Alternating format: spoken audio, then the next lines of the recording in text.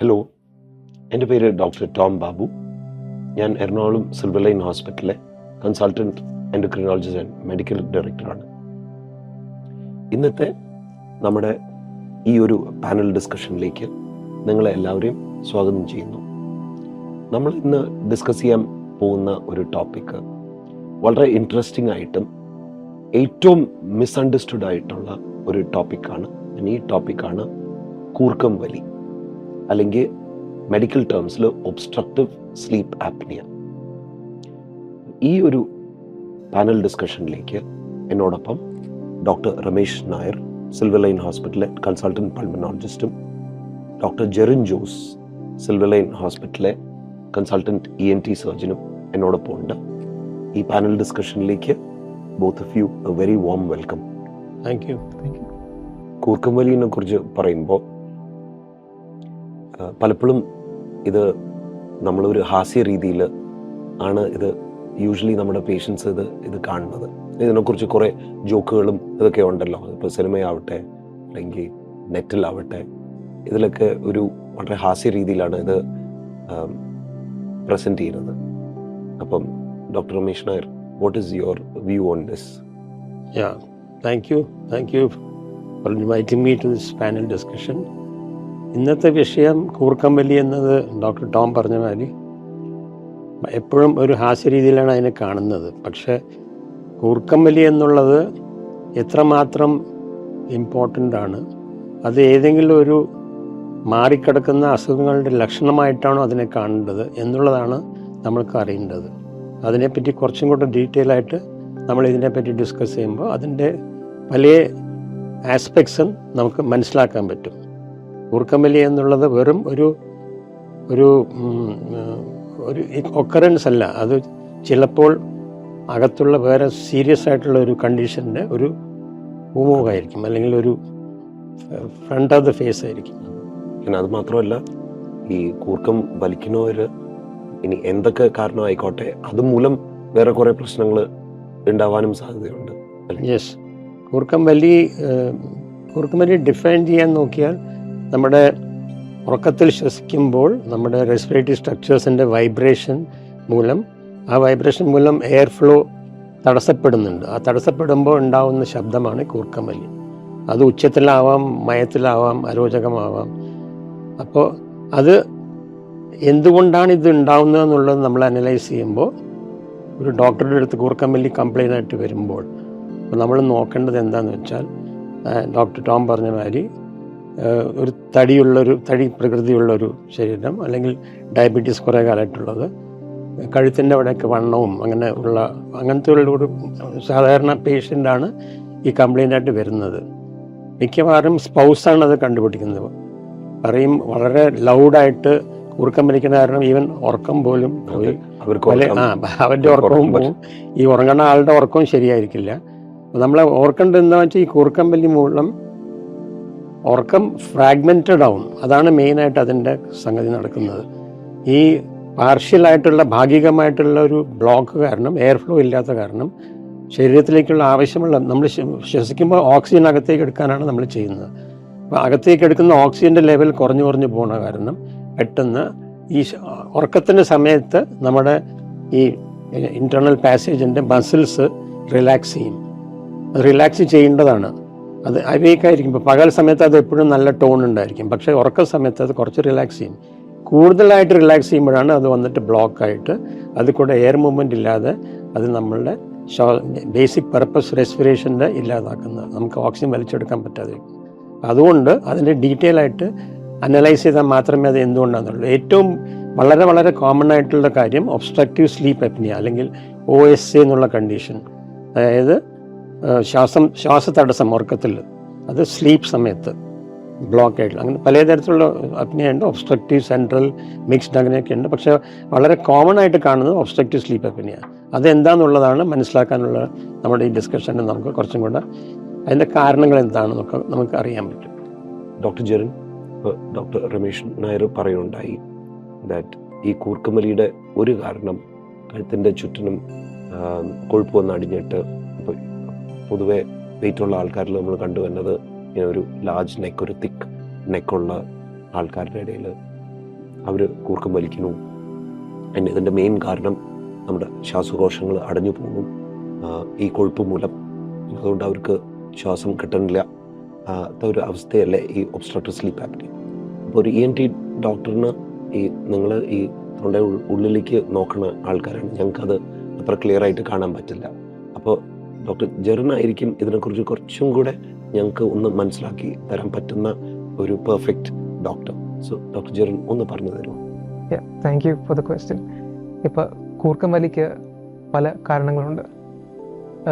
അത് മൂക്കിലുള്ള പാലം വളഞ്ഞിരിക്കാം, പോളിപ്സ് കാണാം മൂക്കിൻ്റെ അകത്ത്, മൂക്കിൻ്റെ പുറകിൽ അഡിനോയിഡ്സ് കാണാം, തൊണ്ടയിൽ ടോൺസിലിൻ്റെ സൈസ് കൂടിയാലും ഇതൊരു പ്രശ്നമാണ്. ഇതല്ലാതെ ഈ സോഫ്റ്റ് പാലറ്റ് എന്ന് പറയും, സോഫ്റ്റ് പാലറ്റിൽ കൊഴുപ്പൊക്കെ കൂടിയ അത് കാരണം കൂർക്കം വലി ഉണ്ടാവും, ആസ് ഡോക്ടർ രമേശ് സെഡ്. പിന്നെ ഈ നാക്കിൻ്റെ സൈസ് കൂടുവാണെങ്കിൽ അല്ലെങ്കിൽ താടിയെല്ല് ചെറുതാണെങ്കിൽ ഇതൊക്കെ ഓരോ കാരണങ്ങളാണ് കൂർക്കം വലി ഉണ്ടാക്കുന്നത്. ഇതല്ലാതെ നമ്മൾ ഇത് ഡയഗ്നോസ് ചെയ്യാൻ വേണ്ടി നമ്മൾ ഓരോ ടെസ്റ്റ് ചെയ്യും.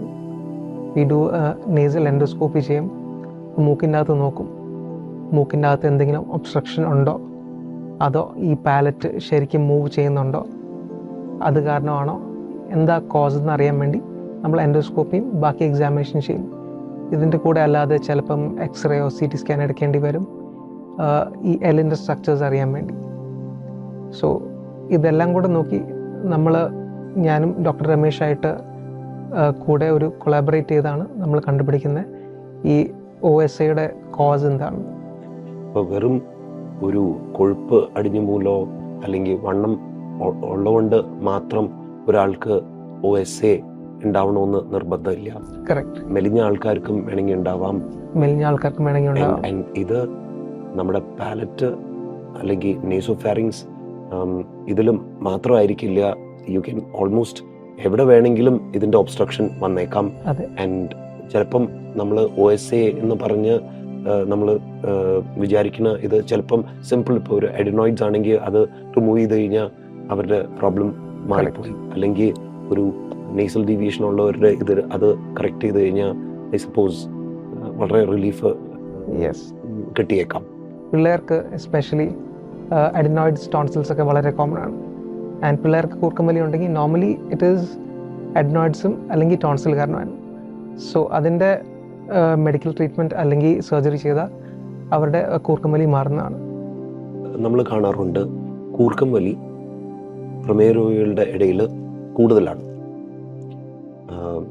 അപ്പോൾ ഇതിനെക്കുറിച്ച് ഡോക്ടർ രമേശ് നായറിന് എന്തൊക്കെയാണ് പറയാനുള്ളത്? OSA എന്നുള്ളത് നമ്മൾ നേരത്തെ പറഞ്ഞ മാതിരി ആ ഒരു സിൻഡ്രോം അല്ലെങ്കിൽ ആ ഒരു അസുഖം പ്രമേഹ രോഗികളിൽ താരതമ്യേന കൂടുതലായിട്ടാണ് കാണുന്നത്. ഏകദേശം 40% പ്രമേഹ രോഗികളിൽ OSA ഉണ്ടാവാനുള്ള സാധ്യതയുണ്ട്. എന്തുകൊണ്ടാണ് പറയണമെന്ന് വെച്ചാൽ OSA ഈ ശ്വാസതടസ്സം, ഉറക്കത്തിൽ ശ്വാസതടസ്സം വരുന്ന കാരണം ബോഡിയിൽ പല മാറ്റങ്ങൾ വരുന്നുണ്ട്. ഓക്സിജൻ സാച്ചുറേഷനിൽ ഓരോ അവയവങ്ങൾക്കും കിട്ടേണ്ട തരത്തിലുള്ള ഓക്സിജൻ കിട്ടുന്നില്ല. ഈ OSA ഉള്ള ഒരു വ്യക്തിക്ക് രാത്രി മുഴുവൻ ഉറക്കം തടസ്സപ്പെട്ടുകൊണ്ടിരിക്കുകയാണ്. ചിലപ്പോൾ 1 മണിക്കൂർ ഉറങ്ങും, പിന്നെ പെട്ടെന്ന് ശ്വാസം നിലച്ചു പോകും. അതിനെ അപ്നിയ എന്ന് പറയും. അങ്ങനെ അപ്നിയ, ഹൈപ്പോപ്നിയ കുറേ വന്നിട്ടാണ് ഈ OSA ഉണ്ടാകുന്നത്. പ്രമേഹ രോഗത്തിൽ ഈ കാര്യങ്ങളൊക്കെ ഉള്ള കാരണം ഈ സ്ട്രെസ് മാതിരി, ഉറക്കം ഇല്ലാത്ത കാരണം സ്ട്രെസ് വരും. അപ്പോൾ സ്ട്രെസ് റിലേറ്റഡ് ഹോർമോൺ സമ്മർദ്ദ ഹോർമോൺ കോർട്ടിസോളൊക്കെ അതിൻ്റെ ലെവൽ കൂടും. അതുമൂലം ഇൻസുലിൻ റെസിസ്റ്റൻസ് ഉണ്ടാവും. അപ്പോൾ അതൊരു പ്രധാന കാരണമാണ്. അതുകൊണ്ട് ഡയബറ്റീസ് ഉള്ളപ്പോൾ OSA ഉണ്ടെങ്കിൽ തീർച്ചയായിട്ടും രണ്ടും അങ്ങോട്ടും ഇങ്ങോട്ടും കോർട്ടിസോൾ ലെവൽ കൂടും, അങ്ങോട്ടും ഷുഗർ ലെവൽ കൂടും, BP കൂടും. അപ്പോൾ അതേമാതിരി തന്നെ ഓക്സിജൻ്റെ ഹൈപ്പോക്സിയ ഉള്ള കാരണം ബ്ലഡ് പ്രഷർ കൂട്ടാനുള്ള ലെപ്റ്റിൻ എന്ന് പറഞ്ഞൊരു ഹോർമോൺ കൂടുതലുണ്ടാവും ഇവർക്ക്. അപ്പോൾ BP ലെവൽ കൂട്ടും. BP ലെവൽ കൂട്ടുമ്പോൾ ഹൃദ്രോഗം ഉണ്ടാകാനുള്ള ചാൻസ് ഉണ്ട്. ഹൃദ്രോഗം എന്തുകൊണ്ട് മൈക്കാർഡിയൽ ഇൻഫാക്ഷൻ 20% കൂടുതലാണ് ഇവർക്ക്. അതേപോലെ തന്നെ നമ്മുടെ രക്തധമനികളിൽ ബ്ലോക്ക് അല്ലെങ്കിൽ കൊളസ്ട്രോൾ പോയി പെടുന്നത് കൂടുതലാവും.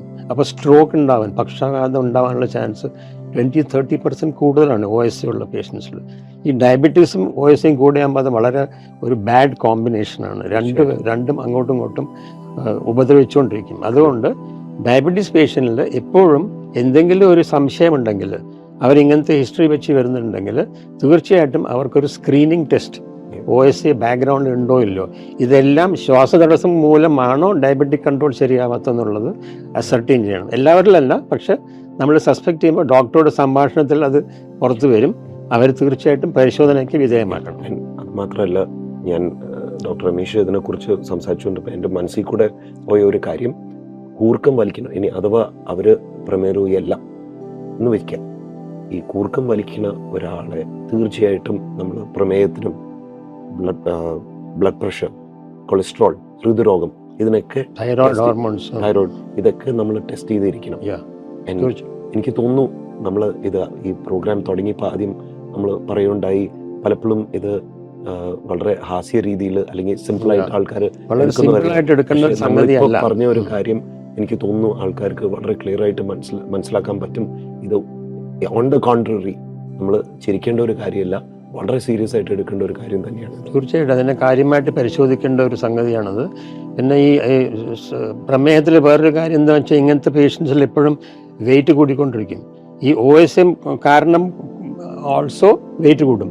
രണ്ട് കാര്യങ്ങളും വെയിറ്റ് കൂടും. വെയിറ്റ് കൂടുന്ന കാരണം ഷുഗർ കൺട്രോൾ ഉണ്ടാവില്ല, വെയിറ്റ് കൂടിയ കാരണം OSA കൂടും. അപ്പൊ ഇത് അങ്ങോട്ടും ഇങ്ങോട്ടും എപ്പോഴും വളരെ ഉപദ്രവിക്കുന്ന ഒരു വിഷ്യസ് സൈക്കിളാണ്. ഇതിനെ ബ്രേക്ക് ചെയ്തില്ലെങ്കിൽ ആ വ്യക്തിയുടെ ആരോഗ്യസ്ഥിതി വളരെ ഫാസ്റ്റായിട്ട് മോശമാവും. കമ്പയർഡ് ടു അധികം വെയിറ്റ് ഇല്ലാത്ത ആൾക്കാരും പ്രമേഹം ഇല്ലാത്ത ആൾക്കാരും കമ്പയർ ചെയ്യുമ്പോൾ ഇങ്ങനെയുള്ള കോമ്പിനേഷനിൽ നമ്മൾ തീർച്ചയായിട്ടും അഡ്വാൻസ് ആയിട്ട് ടെസ്റ്റ് ചെയ്ത് നോക്കണം OSA ഉണ്ടോ ഇല്ല എന്നുള്ളത്. ഡോക്ടർ ജെറിൻ, നമ്മളിപ്പം ഒബ്സ്ട്രക്റ്റീവ് സ്ലീപ്പ് ആപ്നിയ അഥവാ OSA ആൻഡ് കൂർക്കം വലി, ഈ രണ്ട് വാക്കുകൾ നമ്മൾ മാറി മറിച്ചും ഉപയോഗിച്ചു. അപ്പം ഒബ്വിയസ്ലി ഇത് കേൾക്കുന്ന ആൾക്കാർക്ക് ഒരു സംശയം വരും, OSAയും കൂർക്കം വലിയും ഇത് രണ്ടും ഒന്നാണോ? അപ്പോൾ ഡോക്ടർ ജെറിൻ ഇതിനെക്കുറിച്ച് ഞങ്ങൾക്കൊന്ന് പറഞ്ഞ് മനസ്സിലാക്കി തരാൻ പറ്റും? കൂർക്കം വലി എല്ലാവർക്കും ഉണ്ടാകുന്ന ഒരു സിംറ്റമാണ്. പക്ഷെ എല്ലാ കൂർക്കം വലി OSA അല്ല. കൂർക്കം വലി ഞാൻ നേരത്തെ പറഞ്ഞ പോലെ അതിന് പല കാരണങ്ങളും കാണാം. മൂക്കിലുള്ള എന്തെങ്കിലും പ്രശ്നം കാണാം, അതിൻ്റെ പുറകിൽ എഡനോയിഡ്സ് പിള്ളേരിൽ, തൊണ്ടയിലെ ടോൺസിൽ, പിന്നെ പാലറ്റിൻ്റെ പ്രശ്നമാണ്. കൊഴുപ്പ് പാലറ്റുമേ അടിയുമ്പോൾ അതിൻ്റെ ടോൺ കുറയും, അത് അടഞ്ഞു പോകും. സോ ഈ OSAയിൽ വരുന്ന ഈ മെയിൻലി ഈ സോഫ്റ്റ് പാലറ്റിൽ കൊഴുപ്പ് കൂടുമ്പം മസിൽസ് ഉണ്ട് ഈ സോഫ്റ്റ് പാലറ്റും നമ്മുടെ നാക്കിൻ്റെ പുറകിലും. അതെല്ലാം അതിൻ്റെ ടോൺ കുറയുമ്പോഴാണ് നമ്മൾ നേരെ കിടന്ന് ഉറങ്ങുമ്പം ഗ്രാവിറ്റി കാരണം ഈ സോഫ്റ്റ് പാലറ്റ് പുറകെ പോയി തട്ടി എയർ പാസ് ചെയ്യുമ്പം അതിൻ്റെ വൈബ്രേഷൻ കാരണമാണ് ഈ സ്നോറിങ്ങിൻ്റെ ശബ്ദം വരുന്നത്, കൂർക്കം വരുന്നത്. എനിക്ക് ഡോക്ടർ ജെറിൻ ഇപ്പോൾ ഇതിനെക്കുറിച്ച് ഡിസ്ക്രൈബ് ചെയ്തപ്പം എൻ്റെ മനസ്സിൽ കൂടെ പോയ ഒരു കാര്യം, നമ്മൾ പലപ്പോഴും കൂർക്കം വലി എന്ന് പറയുമ്പം അത് ഒബ്സ്ട്രക്റ്റീവ് സ്ലീപ്പ് ആപ്നിയ എന്ന് വിചാരിച്ചിട്ട് നമ്മൾ ഈവൻ അതിൻ്റെ ചികിത്സയിലേക്ക് കിടക്കും. പക്ഷെ നമ്മൾ പലപ്പോഴും ചെയ്യാത്തത് ഒരു സിമ്പിൾ ENT എക്സാം. ഞങ്ങൾ പലപ്പോഴും ഒരു ENT ഡോക്ടറിൻ്റെ അടുത്ത് ഇത് ആ എയർവേ ഒന്ന് ചെക്ക് ചെയ്യാനൊന്നും പലപ്പോഴും നമ്മൾ സമയം കണ്ടെത്താറില്ല. അപ്പം എനിക്ക് പോയ ഒരു ചിന്ത എന്ന് പറയുന്നത് അതെന്തൊരു തെറ്റായ ഒരു ഇതാണ്. വി ഷുഡ് ഓൾവേസ്, ഇപ്പം നിങ്ങൾക്കാവുമ്പം കറക്റ്റായിട്ട് ഇത് നോക്കി ഇനി വേറെ എന്തെങ്കിലും സോ അത് വളരെ നല്ലൊരു പോയിന്റ് ആയിട്ട് എനിക്ക് തോന്നുന്നു. നമ്മൾ അമിതവണ്ണം, പ്രമേഹം, കൂർക്കം വലി, ഇതിൻ്റെ അസോസിയേഷൻ ഇതിനെ കുറിച്ച് നമ്മൾ സംസാരിച്ചു. ഇത് കൂടാണ്ട് വേറെ എന്തൊക്കെ അസുഖങ്ങൾ ഈ കൂർക്കം വലിക്കുന്നവരിൽ കാണാൻ പറ്റുമെന്ന് ഞങ്ങൾക്കൊന്ന് പറഞ്ഞു. Thank you for the question. കൂർക്കം വലിയിലെ OSA എന്നുള്ള അസുഖത്തിൻ്റെ പ്രൈമറി സിംറ്റമായിട്ട് കൂർക്കം വലിയെ കാണാം. എന്നാൽ എല്ലാ കൂർക്കം വലിക്കുന്നവർക്കും OSA ഉണ്ടാവണമെന്നില്ല. അത് തമ്മിലുള്ള ഒരു ഡിസ്പാരിറ്റി ഉണ്ട്. വളരെ മെലിഞ്ഞവർക്കും ചിലപ്പോൾ OSA ഉണ്ടാവും. അപ്പോൾ കൂർക്കം വലി ഒരു സിംറ്റമാണ്. അതിനെ നമ്മൾ എങ്ങനെ പരിഗണിക്കണം, നമ്മൾ എന്തൊക്കെ ചെയ്യണം? അതുകൊണ്ട് കൂർക്കം വലി ബേസിക്കലി ഉറക്കത്തിൽ ശ്വസിക്കുമ്പോൾ ഉണ്ടാവുന്ന ഇതൊക്കെ കൂർക്കം വലിക്ക് ആൾക്കാർക്ക് ഉണ്ടാവും. അപ്പോൾ സ്ലീപ്പ് ഫ്രാഗ്മെൻറ്റേഷൻ എന്ന് പറയും. അത് കാരണം അവർക്ക് നേരാവണ്ണം ശരിക്കുള്ള ഓക്സിജൻ സപ്ലൈ കിട്ടുന്നില്ല. അപ്പോൾ രാത്രിയത്തെ സ്ലീപ്പ് ഫ്രാക്ചേർഡ് സ്ലീപ്പ് എന്ന് പറയുക, അതാണ് എൻ്റെ ടേം. അതായത് ഉറക്കം ശരിക്കും നല്ല ഒരു ഉറക്കം കിട്ടുന്നില്ല, കണ്ടിന്യൂസ് ആയിട്ട് കിട്ടുന്നില്ല, പീസ്ഫുൾ. ഈ ഉറക്കം ആക്ച്വലി നമ്മുടെ ബോഡിയെ റെസ്റ്റോർ ചെയ്യാനുള്ള സമയമാണ്. പക്ഷേ ഇത് നോർമൽ സ്ലീപ്പ് പാറ്റേണിൽ പോകുന്നില്ല. അപ്പോൾ അങ്ങനെയുള്ളവർക്ക് സ്ലീപ്പ് ഡെഫിസിറ്റ് ഉണ്ടാവും. അപ്പോൾ അവർക്ക് പകൽ സമയത്ത് വല്ലാതെ ഉറക്കക്ഷീണം വരും. അപ്പോൾ പകൽ സമയത്ത് ഉറക്കക്ഷീണം വളരെ കോമൺ ആണ് ഇങ്ങനത്തെ കൂർക്കം വലിക്കുന്ന ആൾക്കാർക്ക്. OSA ഉണ്ടെന്നുള്ള കാര്യം വേറെ. പക്ഷേ പകൽ സമയത്തുള്ള ക്ഷീണവും lack of concentration, memory loss, energy deprivation, not able to concentrate on things, driving സമയത്ത് ക്ഷീണം, നമ്മുടെ വർക്ക് പെർഫോമൻസിൽ പോലും അവർക്ക് ശരിക്കും ഇതുണ്ടാവില്ല. പിന്നെ ഓരോ കാരണങ്ങൾ പറഞ്ഞ മാതിരി രക്തധമനികളിലുള്ള പ്രഷറും ഓക്സിജൻ ലെവൽ കുറവായ കാരണം ബ്ലഡ് പ്രഷർ ഉണ്ടാവാനുള്ള സാധ്യത. അപ്പോൾ അവർക്ക് OSA കൂടാതെ തന്നെ കൂർക്കം വലിക്കുന്നവർക്ക് തീർച്ചയായിട്ടും BP കൂടാനുള്ള സാധ്യത, ഹൈപ്പർ ടെൻഷൻ, അതുമൂലം വരുന്ന ബാക്കി രോഗങ്ങൾ, പെർട്ടിക്കുലർലി ഹാർട്ട് പ്രോബ്ലംസ് അത് വരും. അതേപോലെ തന്നെ ന്യൂറോളജിക്കൽ പ്രോബ്ലം, സ്ട്രോക്ക്, അങ്ങനെയുള്ള. പിന്നെ ഈ കാര്യങ്ങളൊക്കെ പറയുമ്പോൾ ഈവൻ അവരുടെ സൈക്കോളജിക്കലായിട്ട് പോലും അവർക്ക് വല്ലാതെ ഡിപ്രഷൻ, ആങ്സൈറ്റി അങ്ങനത്തെ ഒക്കെ ഉണ്ടാവും.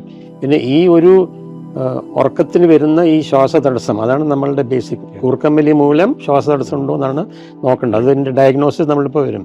അപ്പോൾ അത് മൂലം ആ സമയത്ത് ഓക്സിജൻ കുറവായ കാരണം എല്ലാ ഓർഗൻസിനും ഏർലി ഡാമേജ് വരാനുള്ള ചാൻസ് ഉണ്ട്. തീർച്ചയായിട്ടും അവർക്ക് ഹാർട്ടിൻ്റെ പെട്ടെന്ന് റിതം അപ്സെറ്റ് ആയിട്ട് അവർക്ക് സഡൻ ആയിട്ടുള്ള ഒരു ബാഡ് ഔട്ട്കം ഉണ്ടാവാൻ സാധ്യതയുണ്ട്.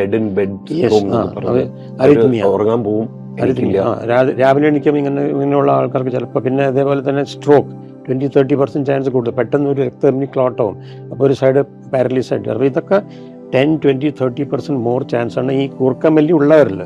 OSA ഉള്ളവർക്ക് അതിനേക്കാൾ കൂടുതൽ. അപ്പോൾ തീർച്ചയായിട്ടും എല്ലാ കൂർക്കം വലിയും നമ്മൾ OSA ആയിട്ട് കണക്കാക്കാൻ പാടില്ല. അതിനെ കുറച്ചും കൂടി ഡീറ്റെയിൽ ആയിട്ട് ഡോക്ടർ ജെറിൻ പറഞ്ഞ മാതിരി സ്ട്രക്ചറൽ പ്രോബ്ലം വല്ലതും ഉണ്ടോ എന്ന് നോക്കണം. പിന്നെ ഫിസിയോളജിക്കലായിട്ടുള്ള എന്തൊക്കെ മാറ്റങ്ങളുണ്ടോ അത് നോക്കേണ്ടി വരും. ഈ കൂർക്കം വലി മൂലം വെറും ഒരു പ്രമേയോ ബ്ലഡ് പ്രഷർ മാത്രമല്ല, ഹൃദ്രോഗം തൊട്ട് പല ഇൻഫാക്ട് മെൻ്റൽ പ്രോബ്ലംസ് വരെ ഉണ്ടായേക്കാം.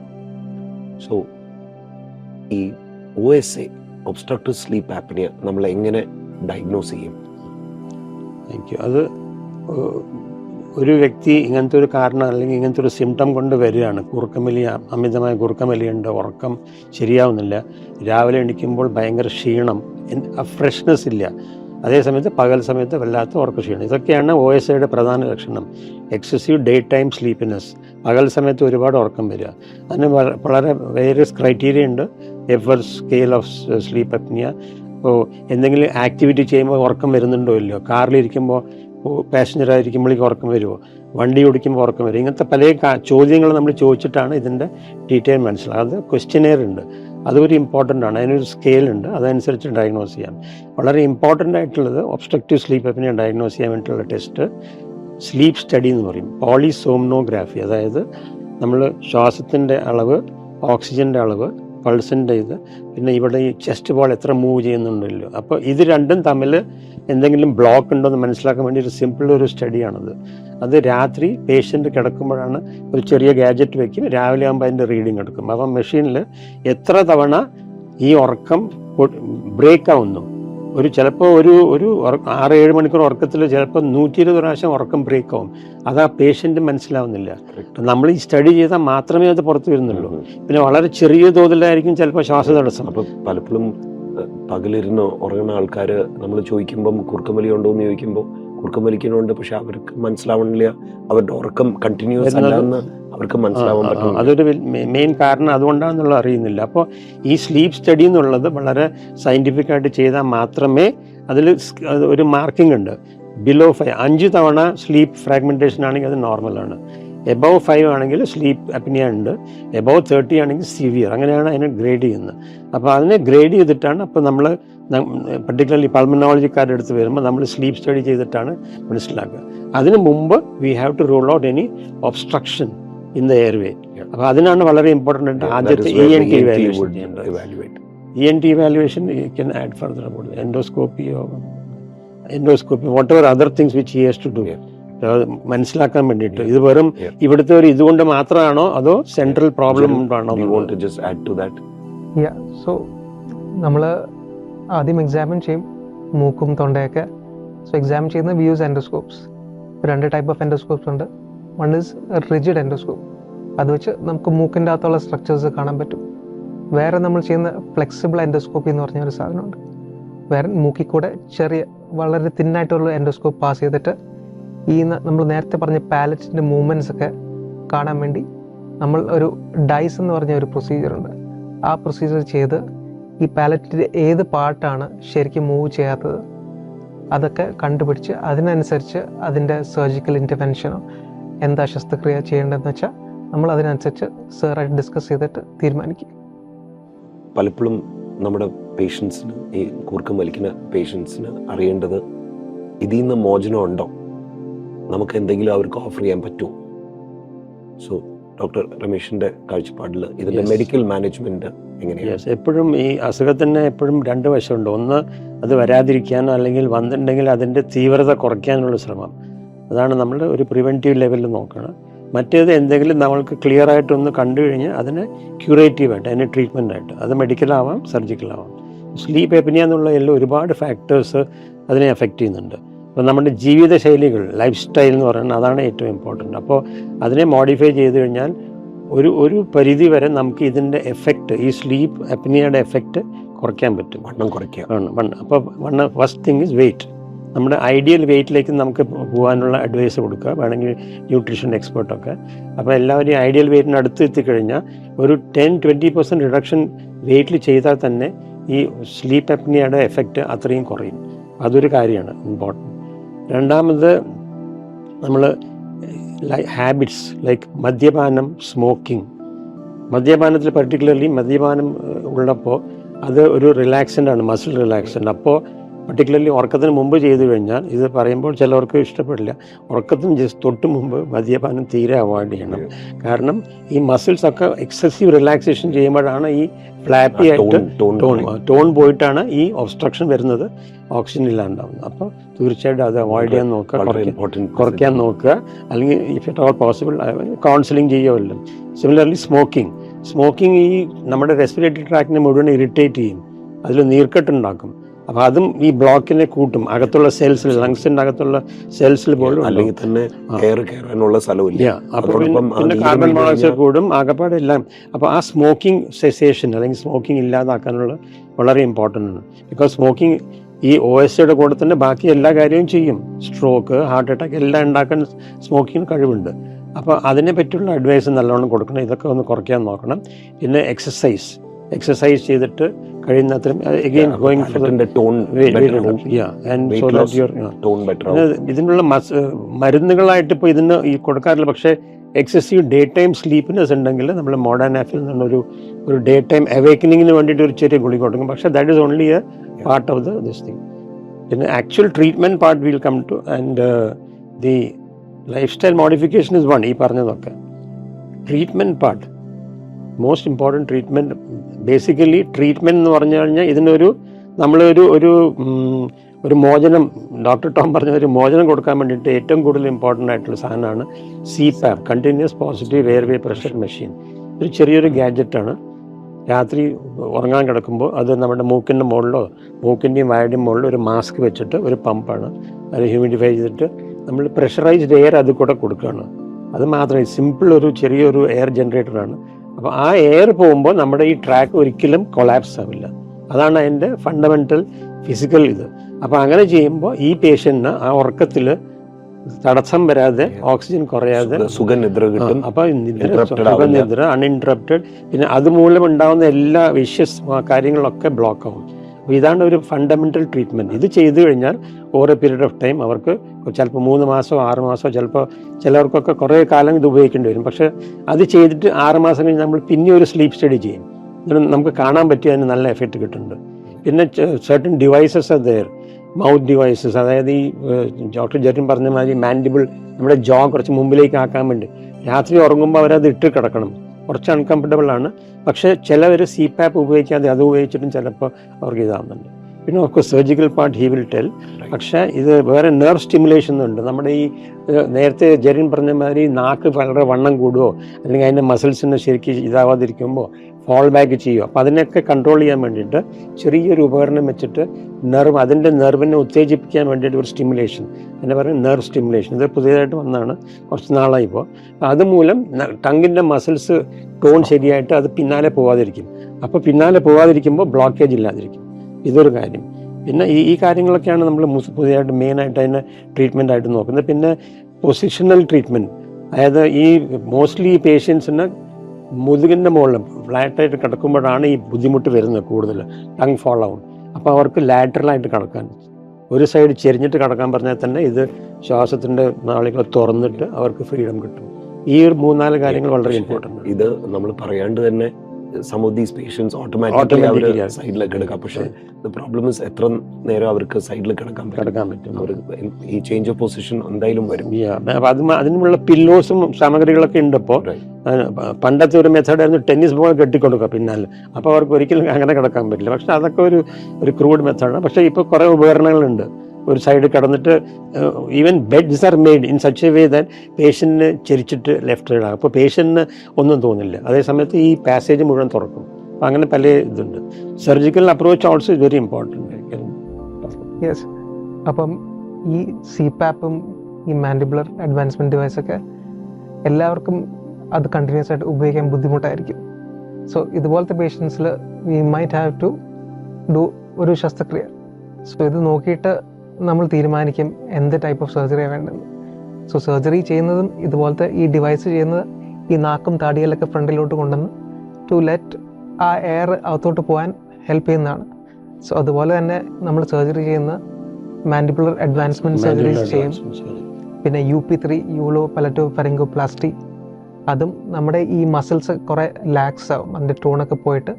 അപ്പോൾ അതിൻ്റെ സൈസും സ്ട്രക്ചറും കുറച്ച് കൊണ്ടുവന്ന് ആ എയർവേ ഒന്നും കൂടെ പാസേജിനെ കുറച്ച് വലുതാക്കാൻ, അതെ, ആ എയർവേ ഒന്നും കൂടെ വലുതാക്കാൻ വേണ്ടിയാണ് നമ്മൾ ഈ സർജറി ചെയ്യുന്നത്.